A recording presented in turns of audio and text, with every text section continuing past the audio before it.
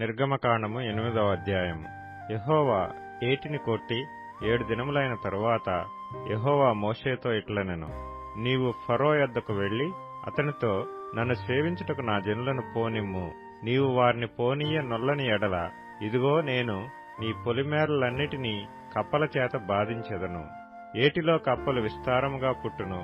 అవి నీ ఇంట, నీ పడక గదిలోనికి, నీ మంచము మీదికి, నీ సేవకుల ఇండ్లలోనికి, నీ జనుల మీదికి, నీ పొయ్యిలలోనికి, నీ పిండి పిసుకు తొట్లలోనికి ఎక్కి వచ్చును. ఆ కప్పలు నీ మీదికి, నీ జనుల మీదికి, నీ సేవకులందరి మీదికి వచ్చునని యెహోవా సెలవిచ్చుచున్నాడని చెప్పుమనెను.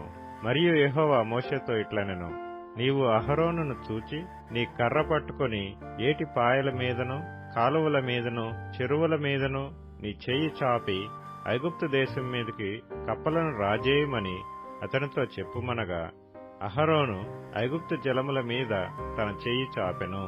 అప్పుడు కప్పలు ఎక్కి వచ్చి ఐగుప్తు దేశమును కప్పెను. శకునగాండ్రు కూడా తమ మంత్రముల వలన అలాగు చేసి ఐగుప్తు దేశం మీదికి కప్పలను రాజేసిరి.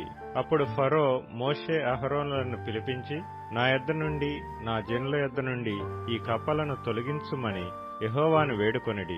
అప్పుడు యెహోవాకు బలి అర్పించుటకు ఈ ప్రజలను అగత్యముగా పోనిచ్చెదనెను.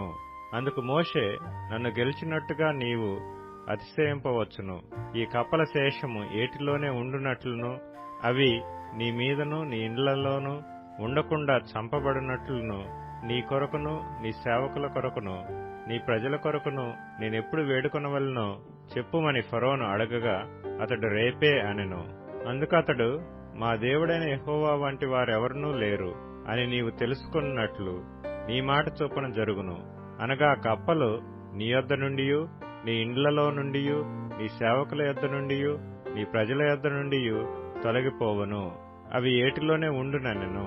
మోషే అహరోనులు ఫరో యొద్ద నుండి బయలు వెళ్లినప్పుడు యెహోవా ఫరో మీదికి రాజేసిన కప్పల విషయములో మోషే అతని కొరకు మొర్రపెట్టగా, యెహోవా మోషే మాట చొప్పున చేసెను గనుక ఇండ్లలోనేమి, వెలుపలనేమి, పొలములలోనేమి కప్పలు ఉండకుండా చచ్చిపోయెను. జనులు వాటిని కుప్పలుగా వేసినప్పుడు భూమి కంపు కొట్టెను. ఫరో ఉపశమనము కలుగుట చూచి యెహోవా సెలవిచ్చినట్టు తన హృదయమును కఠినపరుచుకుని వారి మాట వినకపోయెను.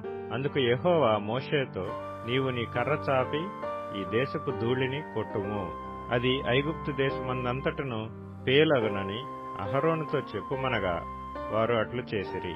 అహరోను తన కర్రను పట్టుకుని చెయ్యి చాపి ఆ దేశపు ధూళిని కొట్టినప్పుడు పేలు మనుషుల మీదను జంతువుల మీదను ఉండెను. ఐగుప్తు దేశమందంతటను ఆ దేశపు ధూళి అంతయు పేలాయెను. శకునగాండ్రు కూడా పేలను పుట్టించవలనని తమ మంత్రముల చేత అట్లు చేసిరి, కాని అది వారి వలన కాకపోయెను. పేలు మనుషుల మీదను జంతువుల మీదను ఉండగా శకునగాండ్రు, ఇది దైవశక్తి అని ఫరోతో చెప్పిరి.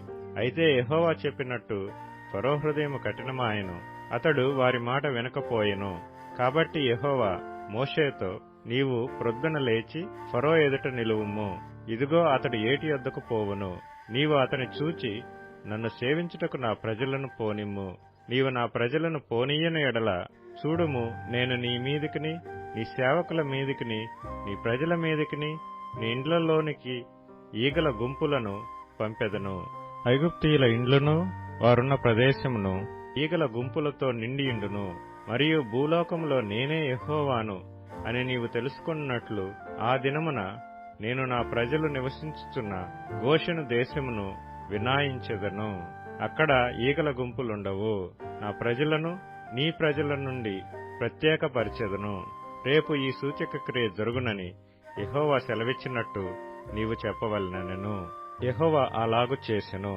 బాధకరమైన ఈగల గుంపులు ఫరో ఇంటిలోనికి, అతని సేవకుల ఇండ్లలోనికి వచ్చి ఐగుప్తు దేశమంతటా వ్యాపించెను.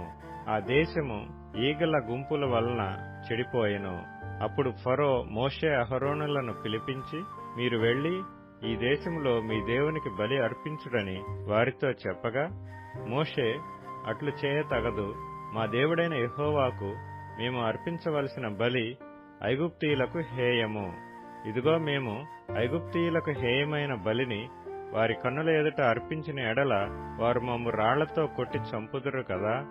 మేము అరణ్యములోనికి 3 దినముల ప్రయాణమంత దూరము పోయి మా దేవుడైన యెహోవా మాకు సెలవిచ్చినట్లు ఆయనకు బలి నర్పించుదుమని అనెను. అందుకు ఫరో, మీరు అరణ్యములో మీ దేవుడైన యెహోవాకు బలి నర్పించుటకు మిమ్మను పోనిచ్చెదను గాని దూరము పోవద్దు, మరియు నా కొరకు వేడుకొనిడనెను. అందుకు మోషే, నేను నీ యొద్ద నుండి వెళ్లి రేపు ఈ ఈగల గుంపులు ఫరో యొద్ద నుండి అతని సేవకుల యొద్ద నుండి అతని జనుల యొద్ద నుండి తొలగిపోవునట్లు యెహోవాను వేడుకొందును. గాని యెహోవాకు బలి అర్పించుటకు ఫరో జనులను పోనీయక ఇకను వంచన చేయకూడదని చెప్పి ఫరో యొద్ద నుండి బయలువెళ్లి యెహోవాను వేడుకొనెను. యెహోవా మోషే మాట చొప్పున చేయగా ఈగల గుంపులు ఫరో యొద్ద నుండి అతని సేవకుల యొద్ద నుండి అతని ప్రజల యొద్ద నుండి తొలగిపోయెను, ఒక్కటి అయినను నిలవలేదు. అయితే ఫరో ఆ సమయము కూడా తన హృదయమును కఠినపరుచుకొని జనులను పోనీయడాయెను.